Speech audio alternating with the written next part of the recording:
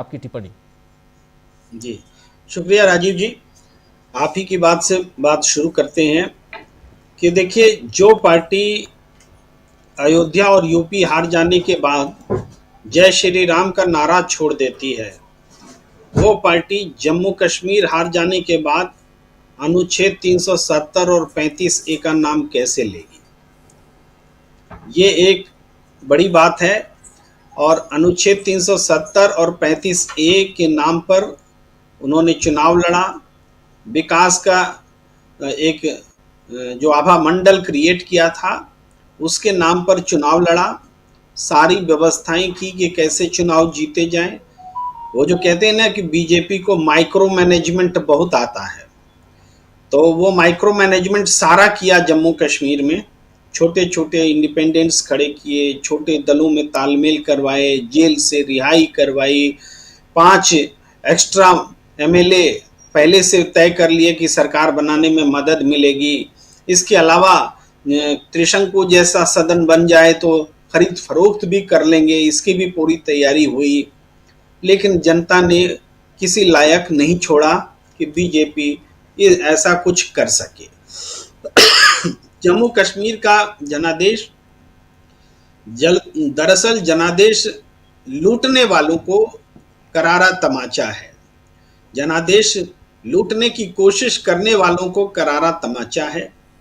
अब एक ऐसे समय में जबकि 2020 विधानसभा चुनाव में फिर से चुनाव कराने की मांग की जा रही है, ईवीएम के मशीन में 99% तक रिचार्ज अवस्था में पाए जा रहे हैं, जिस पर खामोश है चुनाव आयोग।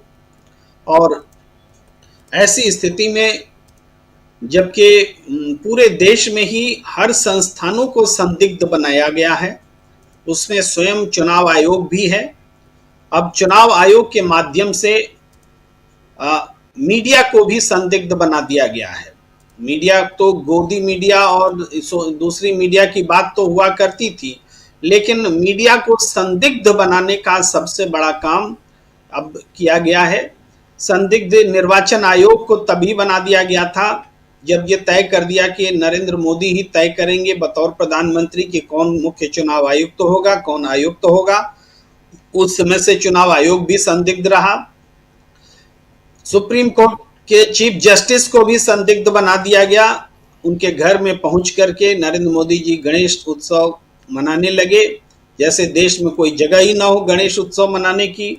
तो आप देखेंगे ईडी को भी संदिग्ध बनाया गया, जबकि ईडी और वित्त मंत्री दोनों के खिलाफ एक्सटॉर्शन के मामले दर्ज करने का आदेश अदालत ने दिया। तो इस तरीके से पूरे एक ऐसा माहौल है कि जब सबको संदिग्ध बना करके लोकतंत्र की के नाम पर बस एक लोकतंत्र नाम रह जाए और उस पर तानाशाही का हुक्म चलाया जाए। तो ऐसे समय में जम्मू कश्मीर से जो आवाज आई है जनता की, वो पूरे देश में मार्गदर्शन का काम करती है। आवाज तो हरियाणा से भी आई है और हरियाणा में बहुत सारे सवालों का जवाब चुनाव आयोग को देना पड़ेगा। राजीव जी, मुख्य चुनाव आयुक्त ने जो बात कही कि 9:30 बजे से पहले तो जो भी आंकड़े दिखाए जाते हैं टेलीविजन चैनल पर वो फर्जी होते हैं। फर्जी इसलिए कि उस समय तक गिनती ही नहीं शुरू होती है, ऐसा उन्होंने कहा। गिनती की बात कही कि 8:30 बजे से शुरू होती है, 9:15 बजे से पहले तो आंकड़े आ ही नहीं सकते। लेकिन ये उन्होंने नहीं कहा कि ईवीएम की गिनती होती है या पोस्टल बैलेट की गिनती होती है, इसको क्लैरिफाई नहीं किया, संदिग्ध बनाए रखा ताकि जनता में भ्रम बने। इस बात को मैं थोड़ा सा स्पष्ट करना चाहता हूं, क्योंकि मैं भी इसको, चाहे चुनाव की प्रक्रिया हो उसको भी मैंने नजदीक से देखा है, चाहे मीडिया में सर्वेक्षण का काम हो उसमें भी किसी न किसी रूप से भागीदारी रही है और स्क्रीन पर लाने में भी रही है। तो मैं एक बात कहना चाहता हूं, आंकड़ों के जरिए ही, बहुत लंबी चौड़ी बात नहीं, आप कोई भी व्यक्ति चुनाव आयोग के वेबसाइट पर चला जाए, उसके वेबसाइट में हर कंस्टिट्यूएंसी से पोस्टल बैलेट की गिनती निकाल करके रख ले। मैंने रखा है इसलिए मैं बता रहा हूं, और रख ले। और उसके बाद देखे कि जो उस nonsense media, so called nonsense media जो नाम दिया है मुख्य चुनाव आयुक्त ने, उस नॉनसेंस मीडिया ने जो दिखाया था कि 74 सीटों पर कांग्रेस आगे है, वो बात सही है कि नहीं इसकी पुष्टि कर ले।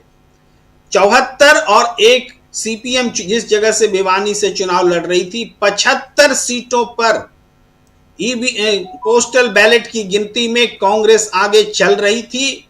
ये कोई भी जाके किसी भी क्षण इसको चेक कर सकता है। और बीजेपी का आंकड़ा और उसके सहयोगी वगैरह सब लेके 15 बनता है। 75 और 15 का पूरी आंकड़ा अभी भी चुनाव आयोग के वेबसाइट पर दर्ज है। तो नॉनसेंस तो आकर के इस चुनाव आयोग के वेबसाइट में कैसे घुस गया? वो नॉनसेंस जो आंकड़ा दिखा रहा था, पोस्टल बैलेट की गिनती ही तो बता रहा था। वो पोस्टल बैलेट की गिनती के आंकड़े चुनाव आयोग की वेबसाइट में कैसे घुसे हुए हैं? नॉनसेंस कौन है? बस इससे और ज्यादा अभी नहीं बोलूंगा, चूंकि अभी और भी सारे विषयों पर बात करनी है, लेकिन ये बहुत महत्वपूर्ण बात है। इसके अलावा एक और आंकड़ों पर मैं काम कर रहा हूं और उसमें एक जगह थोड़ी सी त्रुटि हो गई, तो मुझे फिर से कैलकुलेट करना पड़ रहा है।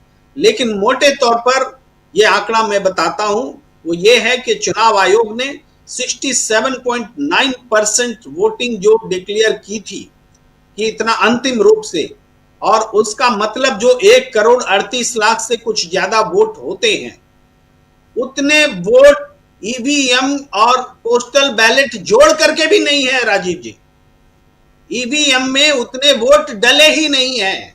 ईवीएम में जो वोट गिनती की गई है वो वोट उसकी एग्जैक्ट गिनती मैं बाद में बताऊंगा, लेकिन अभी भी लगभग 1,57,000 का फिगर था। उसमें थोड़ा मैं संशोधन जो होगा सो होगा। इतने वोट्स कहां गए, कहां चले गए? जमीन खा गई, आसमान निकल गया, ईवीएम खा गया, पचा गया। ये बात चुनाव आयोग को बताना पड़ेगा हरियाणा के संदर्भ में कि 1,57,00,000 से कुछ ज्यादा वोट गए तो कहां गए? आपने तो आंकड़े बताए थे, महिलाओं के आंकड़े, पुरुष के आंकड़े सब बताए थे। इसका मतलब वो ईवीएम का आंकड़ा था, पुष्ट आंकड़ा था, कोई गोलमोल आंकड़ा नहीं था।